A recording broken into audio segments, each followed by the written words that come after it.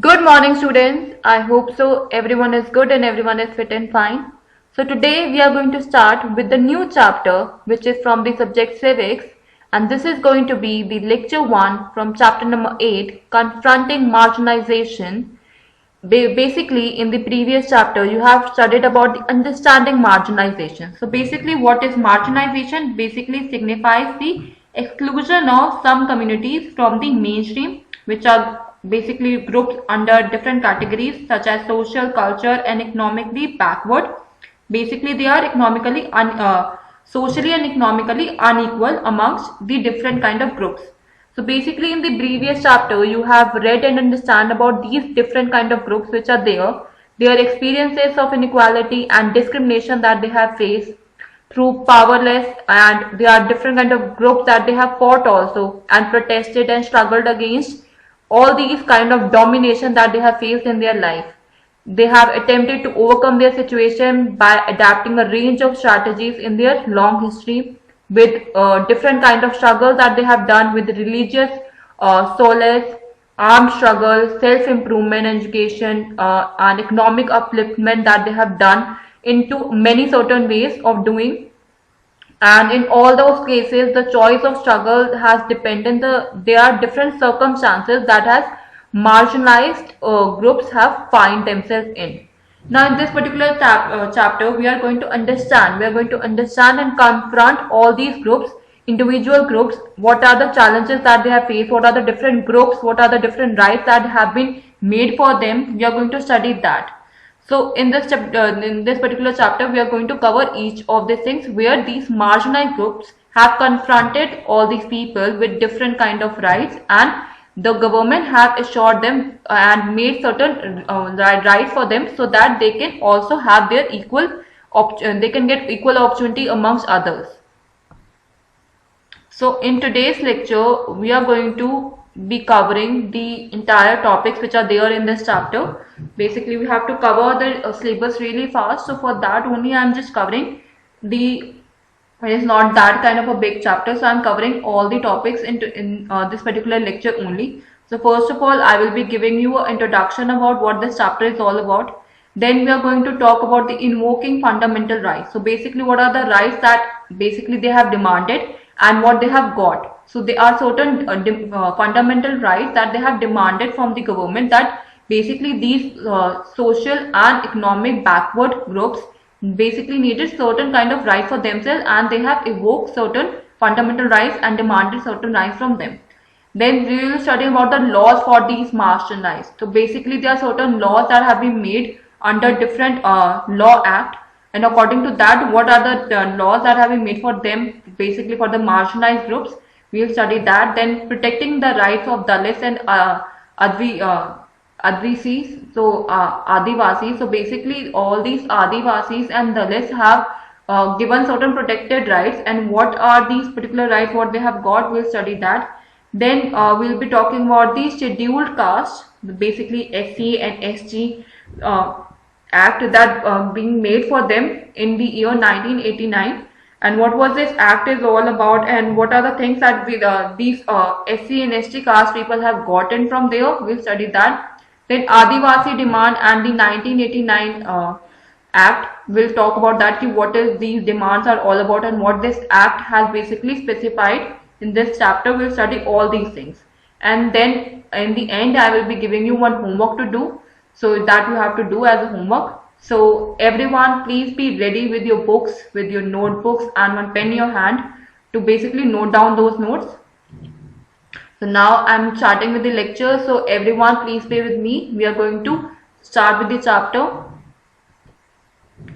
So first of all, I just want to give you a quick introduction about the chapter, what this chapter is all about. So basically in the previous chapter you have understand what does marginalization means, and in that you have known that there are different social and economic inequality which are there basically in marginalization. They are Adivasis, they are Muslims, and they are Dalits that are considered to be the marginalized groups in India, and they have their own categories. They basically, the concept of minority has been focused there.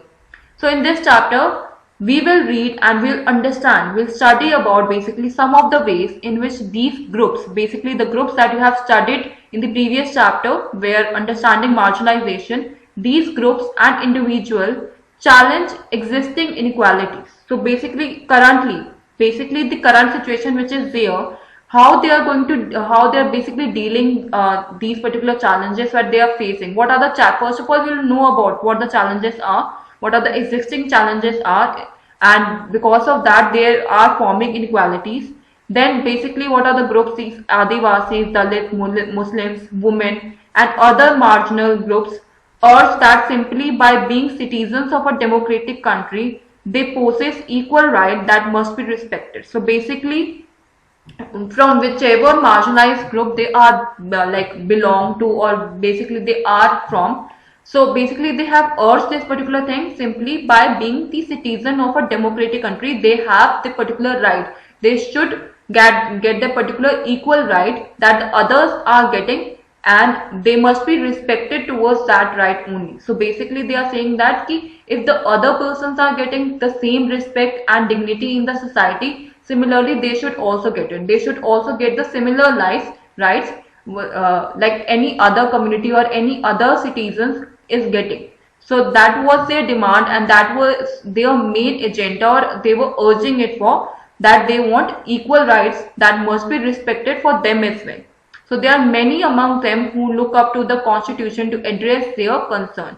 So all these marginalized groups, all these groups which are there, they were basically urging and they were looking up for the constitution to address their concern, and they should make certain laws for them so that their like specific rights should be respected, and they should also get proper rights in the society, so that they are not being dominated by these like high class societies or high caste societies, basically groups. So they just wanted that the constitution can address their problems, and they can like solve them by giving them proper acts and proper rights to them. So in this chapter we will see why the Constitution of India is something that marginalized group invoke in the course of their struggle. So basically in this chapter you will be studying about how Constitution was of India was something these marginalized groups were evoking for. Evoking means that they were emerging for, means that they will do certain things for them, for like for their benefit, or for that their struggle कुछ कम हो सके basically from their law system. So that was the main urge, evoking thing that is there with these marginalized group, that they were thinking that this Constitution of India could help them in many ways. So as part of this, we will look at how the rights are translated into laws to protect groups from continued exploitation, and we will also look at the government's efforts to formulate policies to promote the access of these groups to development. So basically in this particular chapter what are we going to be searching for is one thing, that how the Constitution of India have made certain rights, and these rights are basically translated into laws.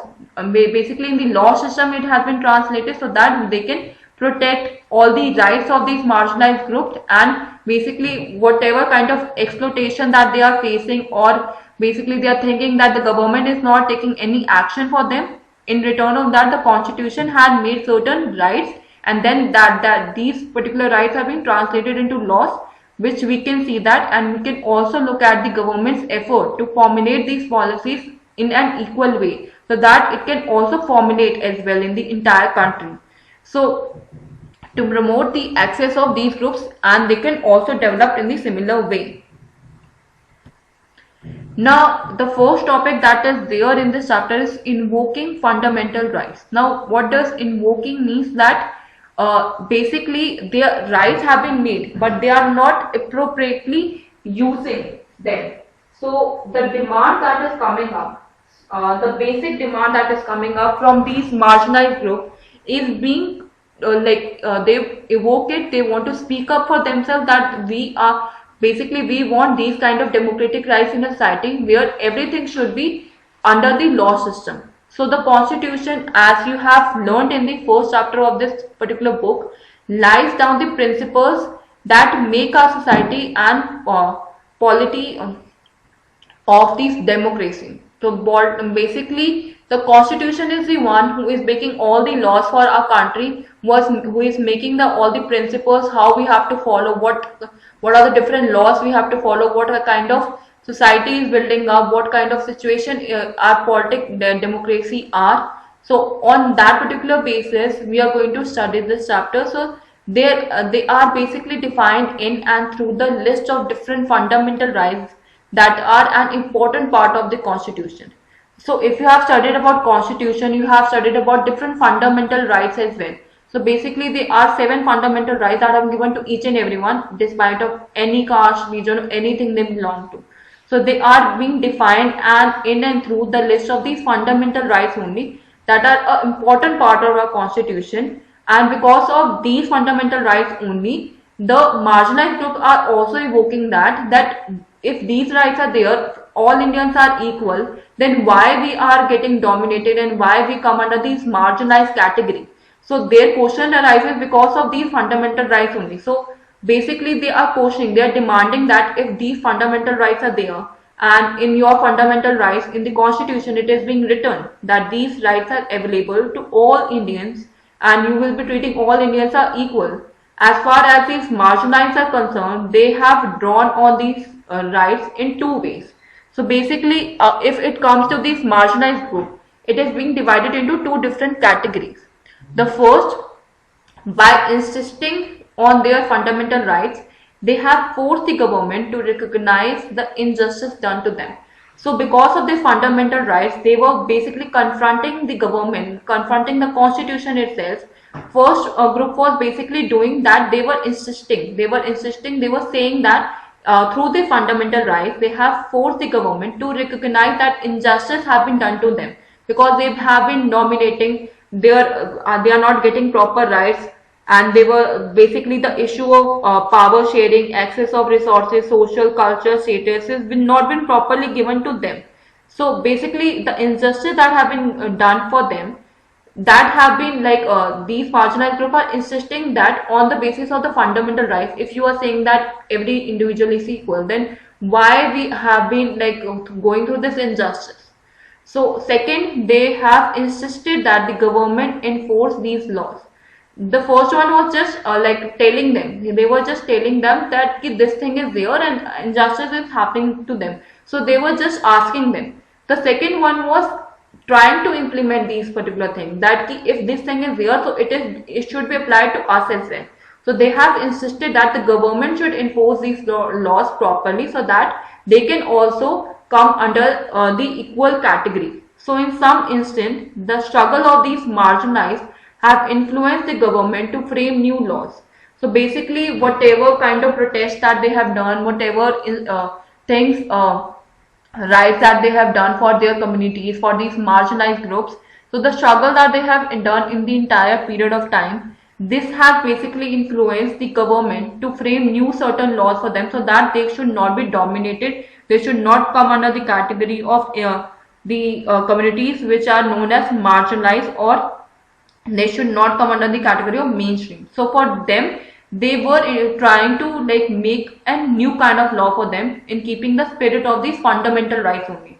So on the basis of the fundamental rights, they were evoked that they should frame certain new laws so that they should also come up to a category where they will also be respected. They should not be dominated by the mainstream categories or mainstream these groups. So because of that, they need to frame new laws and keeping the spirit of these fundamental rights. Now, according to Article number 17 of the Constitution, that states that untouchability has been abolished. So basically in the law system, our Constitution which have been written, so there in Article number 17, it has been mentioned, it has clearly mentioned that untouchability has been abolished.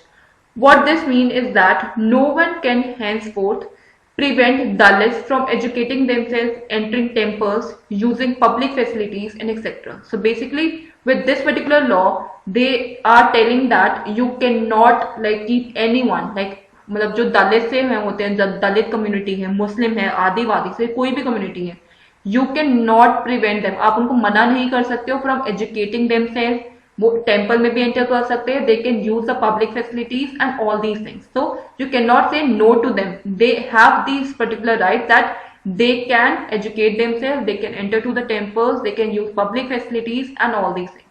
So it also means that it is wrong to practice untouchability and that this practice will not be tolerated by a democratic government. So it does mean that if this practice is being done, it will not be tolerated by a democratic country if it is being practiced. So they are basically abolishing this particular thing. In fact, untouchability is a punishable crime now. Now in our law system, if you are practicing untouchability for any of these marginalized groups or communities, you will be punished. You have to like go to jail or you have to pay certain amount to them. Though this basically untouchability is a punishable offense now.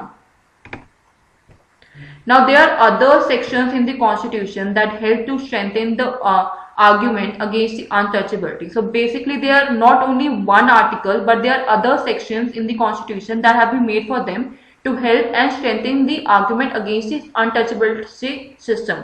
Like for example, in article number 15 of the constitution that notes that no citizen of India shall be discriminated against on the basis of their religion, race, caste, sex or place of birth. So basically not only one article but other like laws have been also made, other articles are also made so that these particular things should be abolished completely. So on the basis of article number 15 of the constitution, this has been noted that India shall be the citizen of India shall be discriminated like against अगर हुआ तो basically they will not tolerate that. Like no citizen of India shall be discriminated against on the basis of their religion, race, caste, sex or the place of birth. So you have learned a lot about this in your class 7th also, that is there in the chapter number equality.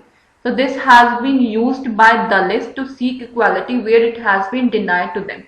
So this particular issue, it is still kind of there in some of the land areas. So the Dalit community is basically seeking equality where still this particular thing is denied and it is a punishable offense. So they are going to like the government for pleading them that if it is happening to us, you should punish them. So therefore Dalits can evoke or draw on a fundamental right. So in situation where they feel that they have been treated badly by some individual or community or even by the government. So therefore on the basis of the fundamental rights that have been made for them, like for each and every one, they can speak up, they can demand that or they can draw up a particular fundamental right in situation where if they feel that they have been treated badly by some individual community or even by the government also, they can speak up that if anything bad happened to them, they are going to speak this thing. So they have drawn the attention of the government of India, of the constitution, demanding that the government should abide by it and do justice for them. So basically they have drawn the attention of the government of India, so on demanding their particular fundamental rights to them, that if it is not happening to us, if the people are going to treat us badly, they are not like going to like give us proper education or they are not going to like give us like job facilities or any other thing. So they are going to abandon the government and they are going to fight for their justice through these fundamental rights only. Now likewise other minority groups have drawn on the fundamental rights section of our constitution. So basically not only them, but there are other minority groups which are there in our country. They have also drawn the same fundamental rights section of our constitution, and they have particularly drawn up to the right to freedom of religion and culture and educational rights. So basically for these minority groups, on the basis of the fundamental rights section only, which is written into our constitution, they are particularly demanding more for the right to freedom. Like they should have the right to freedom of like on the basis of their religion that they belong to, the culture that they are following, and specifically on the educational rights. So there should they basically demanded that there should be certain quotas or there should be certain reservations for them, so that they should also come up to a level where they are equally treated. So in this case of culture and educational rights, they are distinct cultural and religious groups like the Muslims and the Parsis have the right to be guardian of the content of their culture, as well as the right to make decisions on how best this content is to be preserved. So basically in this case what they are basically asking for, so in the minority group they belong to different kind of culture, their cultures are different, their religious groups are different, their educational and they basically demanded for the educational rights on the basis of their religious groups only. So basically they wanted that our particular rights should be guarded by some individual with these laws only, so that we should be prevented through these rights, so that we are getting the opportunity to be a part of that educational institution or any university or any school. So with these laws and rights they demanded this particular thing. So in this case the cultural and educational right, they basically like the Muslims or Parsis, whatever it is, or any other group also, they basically want that they should be guided or guarded by the content of their culture, as well as by the right to make decisions on how best the content is to be preserved.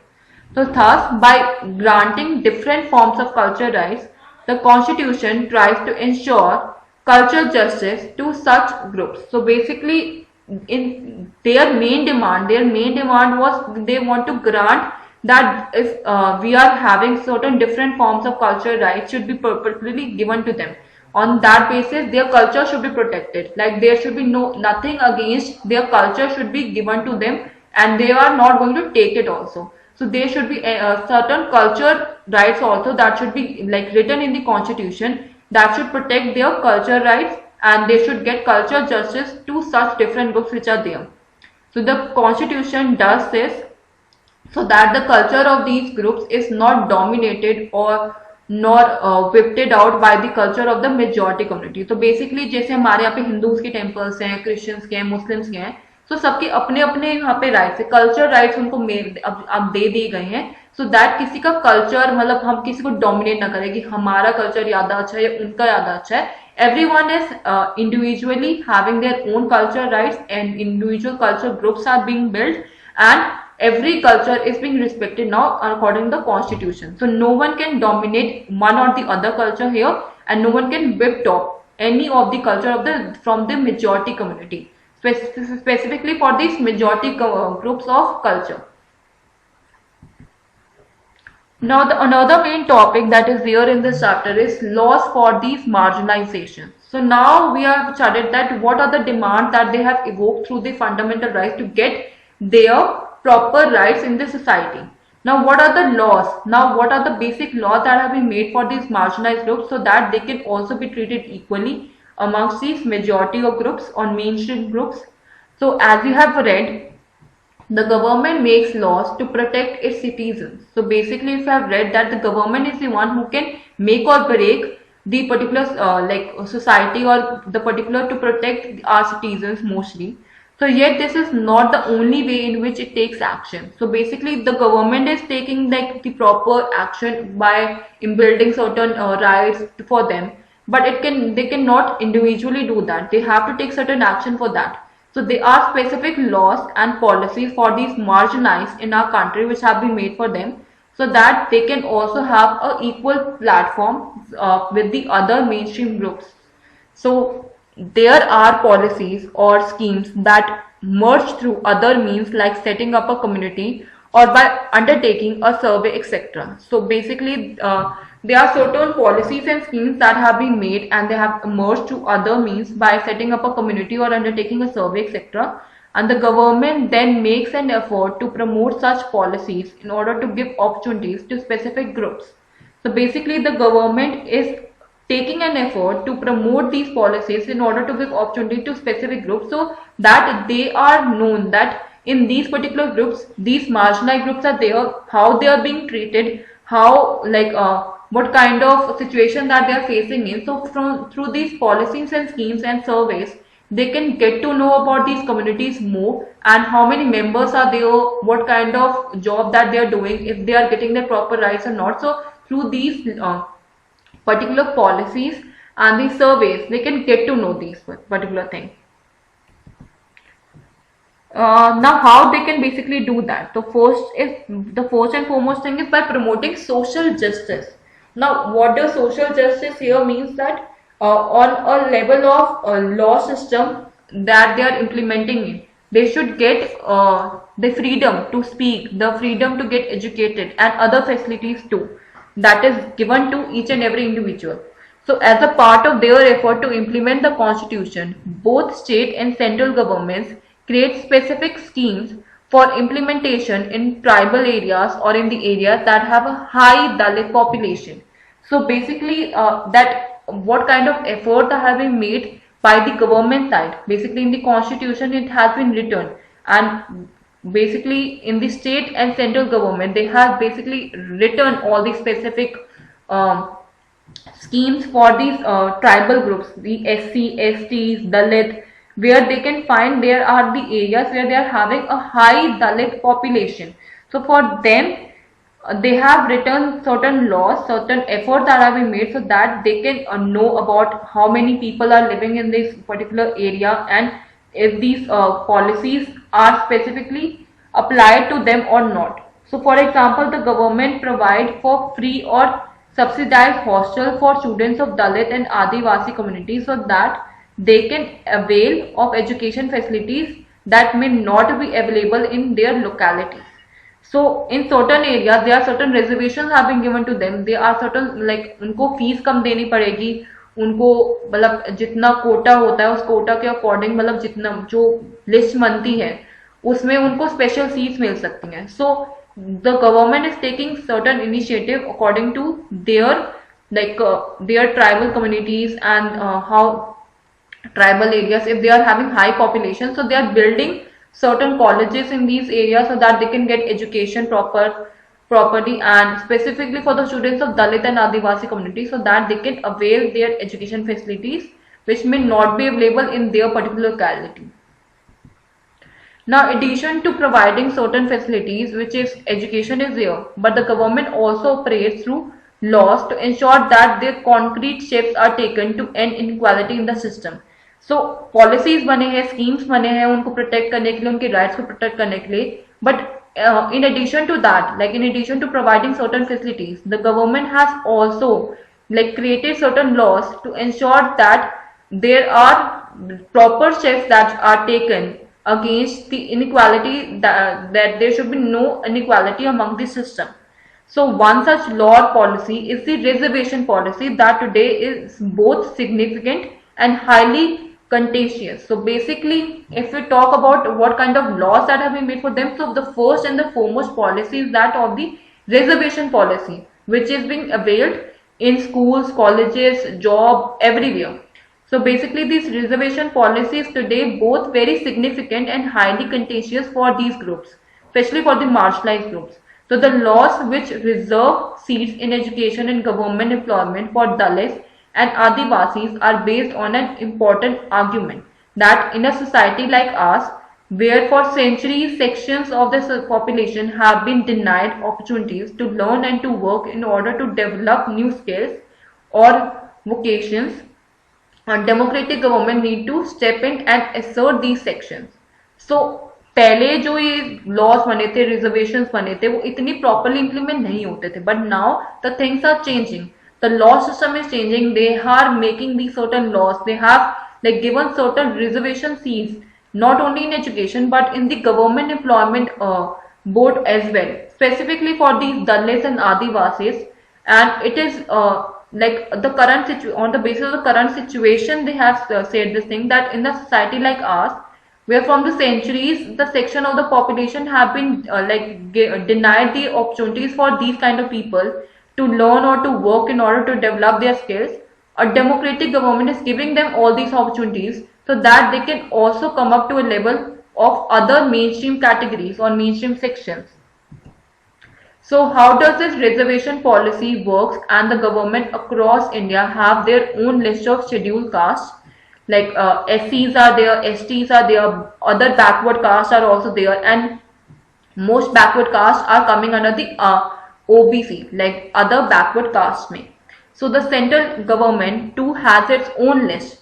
So they these are the like how does the reservation policy work? So basically for their it is a different kind of like list is there, but for the central government they have their own list. Like students applying to educational institution or those applying for posts in government are expected to furnish proof of their caste or tribal status in the form of caste and tribal certificates. So मतलब basically अगर आपको आप एक reservation category में आते हैं, मतलब आप SC के हो, ST के हो या फिर अदर बैकवर्ड कास्ट के हो, सो अब वो उनके लिए तो बन गया कि मतलब इनके लिए रिजर्वेशन है, but now how we are going to know about it. So the central government too has its own list to verify these things. So they are certain एक प्रॉपर पेज होता है, एक प्रॉपर सर्टिफिकेट्स होते हैं, on the basis of that they are being justified that they are belong to these particular marginalized caste and they are belong to these reservation policies, so they can apply for that. So students applying to these educational institution have to prove that they belong to their caste or tribal status in the form of any caste or tribe certificate they are going to have. And many government and educational institutions also ask for candidates to mention their caste tribe status. So if a particular Dalit caste or a certain tribe is on the government list, then a candidate from that caste or tribe can avail of a benefit of that particular reservation. So if that particular person is having that certificate that they belong to this Dalit caste or certain tribe in the government list, it is there, so the candidates from the that particular caste or tribe can avail the benefits of the reservation that they are going to have for the job or education policies or institution. Now another main topic that is there is about protecting the rights of Dalits and Adivasis. Now they are like demanded that they are getting the rights, their laws have been made for them, there are certain reservations that have been made for them, but now how we are going to protect the rights of these Dalits and Adivasis? So in addition to these policies in our country also has a specific law system that guard against the discrimination, exploitation of marginalized communities. So specifically law bane hai, reservations bane hai, but in addition to these policies, our country have a specific law system that is made to guard against the discrimination and exploitation which happened with this marginalized community. So let us read the following case study adapted from a real life account to understand how Dalits use the protection that laws provide.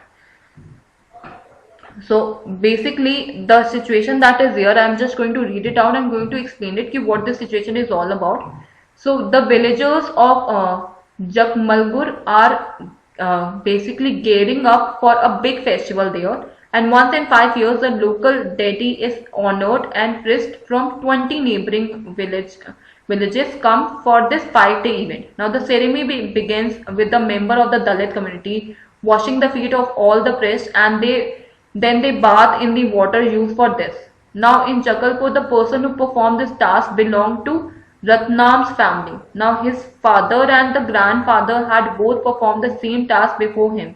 Though they were never allowed to enter the temple, this ritual was viewed as a great honor bestowed on them on this special occasion. Now it was Rantham's turn. Rantham was all of 20 years studying engineering in a nearby college, and he refused to perform the ritual.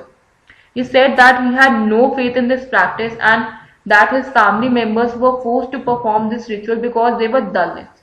So Rantham's refusal angered both the powerful caste in the village and some families from his own community.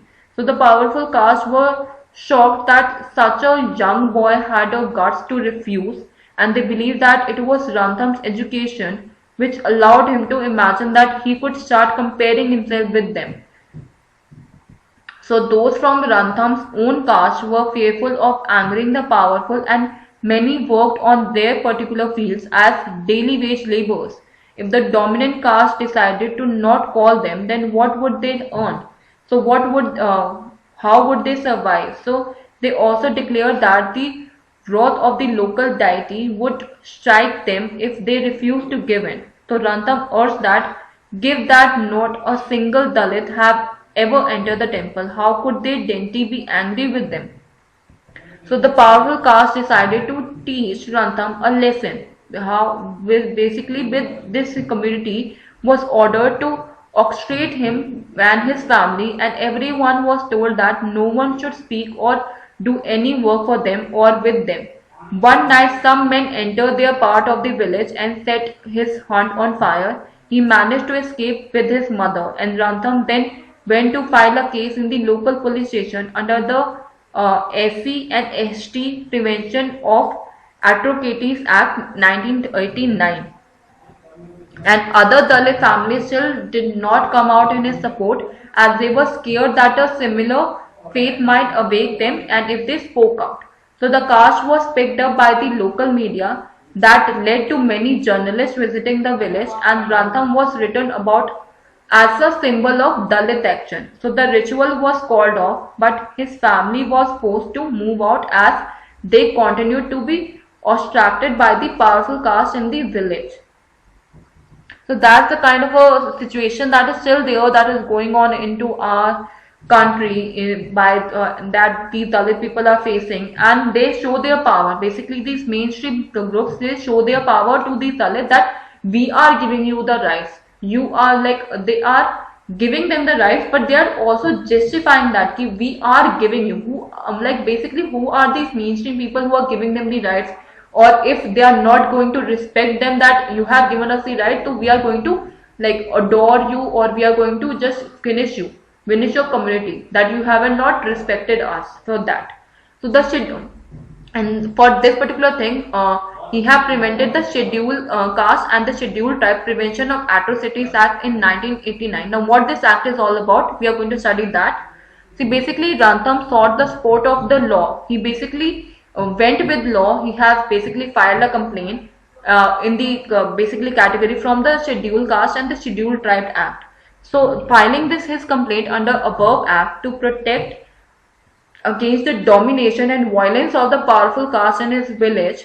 This act was basically framed in 1989 in response to the demands made by the Dalits and others that the government must take seriously like all these particular humiliation if they are being ill treated and humiliated, like all these Dalit and tribal groups face in everyday sense. So if मतलब इस act के according which has been response, अगर किसी भी दलित को या फिर किसी भी अदर ट्राइबल को मतलब अगर इल ट्रीट किया जाता है, ह्यूमिलेट किया जाता है because they belong to Dalits और a tribal group which they face every day, they can punish them, they can give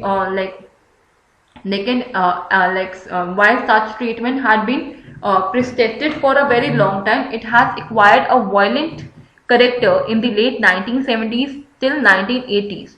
So during this period, in part of the southern India, a number of aspirative Dalit groups came into being and asserted their rights that they refused to perform their so-called caste duty and instead on being treated equally. So Rantham, they refused to follow practices located in the humiliation explosion of the Dalits basically. So this result in the more powerful caste enlisting violence against them. In order to indicate to the government that untouchability was still being practiced and in the most hideous manner, Dalit groups demanded that new laws that would list the various sorts of violence against Dalits and prescribe stringent punishment for those who indulge in them. So basically if they indulge in basically like violating these particular laws, then they will be punished. So this law have been made to protect the right of Dalits and tribal groups in order to indicate that the government that untouchability was still being practiced and in the most hideous manner. So the Dalit group demanded new laws that would list various sort of violence against Dalits and they should like be punished if these particular like injustice happened to them. So likewise throughout the 1970s and 1980s, Adivasi peoples successfully organized themselves and demanded equal rights and for their land and resources to be returned to them. Now they too had to face the anger of powerful social groups and were subject to a great deal of violence. So this is why this act contains a very long list of crimes, some of which are too horrible even to contaminate. So the act does not only describe tribal crimes but also lets people know that dreadful deeds human beings are capable of. In this sense, laws such as these seek to both punish as well as influence the way we think and act. So basically in that particular period with these Adivasi people and these Dalit people, very very brutal and tribal like we can't, horrible things have happened to them, horrible way of violence has happened to them. The crime that these like mainstream groups have done for them, we can't even speak. And it has been written in the law system that like these tribal crimes have been done, and in this particular sense only laws such as these particular laws have been made, so that both if they do these things, they both be punished as well as influence the way in which think we about our constitution. So the act basically distinguish several levels of crime. So there are different kind of laws that have been made. Like firstly, it lists modes of humiliation that are both physically horrific and morally reprehensible. Seeks to punish those who, first of all, force a member of a scheduled caste or a tribe to drink or eat any inedible or objective substance, मतलब अगर आप किसी भी एक SC या ST caste वाले को कुछ ऐसा खाने को देते हो या कुछ पीने को देते हो that is not consumed by a normal individual, that is very toxic, then like the second or third thing is that forcibly removes clothes from the person of a member of a scheduled caste or a tribe, or paradise him or her naked or even painted face or body, or comments any similar act which is derogatory to human dignity. So basically here, if you are basically removing anything from their particular body part, या फिर कुछ भी उनकी permission के बिना, या फिर you paint their face, या फिर उनकी बॉडी पे आप मार्क्स लगाते हो या कुछ भी उनको मारते पीटते हो, so for that which is against the human dignity you will be punished. Secondly, it lists an action that disposes Dalits and Adivasis of their migrant resources or which force them into performing slave labor. Thus, the act sets out to be punished anyone who basically wrongfully occupy or cultivates any land owned by or allotted to a member of a scheduled caste or a scheduled tribe, or gets the land allotted to them transferred at another level. So the act recognizes that crime against Dalits and tribal women are of a specific kind, and therefore seeks to penalize anyone who assaults or uses force on any woman belonging to a SC or ST caste which intend to dishonor her. So basically starting in the second list में अगर बात करें, secondly जो list में उन्होंने चीजों की और चीजों को डिस्क्राइब करने की कोशिश की थी कि अगर उनके पास जो लैंड एरिया है, जो कि मतलब कोई भी लैंड है विच दे ओन और उनको अलॉट किया गया है, अगर वो किसी और मेंबर ने छीनने की कोशिश करी या फिर उस चीज को ट्रांसफर करने की कोशिश करी कि ये लैंड हम ले लेते हैं, हम आपको कोई और दे देंगे उनकी परमिशन के बिना, that is also offensable thing. And another level, अगर किसी दलित और ट्राइबल वुमेन के साथ कुछ इनजस्टिस होता है या फिर होता है, आप उसे असॉल्ट कर रहे हो या फिर मतलब आप उनके पास फोर्स यूज कर रहे हो या फिर उनको डिसऑनर कर रहे हो in any how, so that is also punishable offence. Now the last topic from this chapter is Adivasi demands and the 1989 act. Now the 1989 act is important for another reason because Adivasi activists refer to it to defend their rights to occupy land that was traditionally there. So as you have read in the previous chapter about the Adivasis are often unwilling to move from their land and are forcibly displaced. So मतलब वो एक जगह से दूसरी जगह जा भी नहीं पाते थे because they have a force to do that. So the activists have asked that those who have forcibly encroached up to these tribal lands should be punished under this law. मतलब इस सब के लैंड के according अगर कोई भी उनको उनके लैंड से बाहर नहीं जाने देता या फिर उनको वहां पे बंदी बना के रखता है, कुछ भी करता है, they should be punished under this particular law. And they have also pointed to the fact that this act merely confronts that what has already been promised to these tribal people in the constitution, that land belonging to tribal people cannot be sold to or brought by non-tribal people. So they have also pointed to the fact that this act merely confronts what has already been promised to these tribal people in the constitution, and this particular land belong to tribal people only, which cannot be sold to any brought by any non-tribal people. So in case of that, where this has happened, the constitution guarantees that the right of tribal people to repossess their land. Now there is an activist or Adivasi activist which is named C.K. Janu, has also pointed out that one of the violators of constitutional rights guaranteed to tribal people that the government in the various states of India, for this they will not allow all the non-tribal encroaches in the form of any timber merchants, paper mills to explore their tribal land and to forcibly evict tribal people from their traditional forest in the process of declaring forest as reserved or as sanctuaries. Now she has also noted that in case where tribals have already been evicted and cannot go back to their lands, they must be compassionate. So basically, मतलब उनको पैसे देने पड़ेंगे अगर this schedule thing is not being followed. So that is why the government must draw up plans and policies for them to live and work elsewhere. So after all, the government has spent large sum of money on building the industries or other projects on land taken from these tribals. So that's why they should be very much reckoned to spend even very modest amount of rehabilitating their particular displaced. So as a conclusion for this particular chapter, if you have seen, the existence of a right or a law or even a policy on paper does not mean that it is a particular reality that they are being treated equally, or they because of these laws they can get the particular opportunity or dignity in the society from these mainstream groups. So people have had to constantly work on these particular laws, basically make efforts to translate these into principles that guard the action of their fellow citizens or even their leaders. So the desire for equality, dignity and respect is not new. It has existed in different forms throughout our history, as you have seen in this chapter. Similarly, even in the democratic society, similar processes of struggle, writing, negotiation and organizing is to be continued.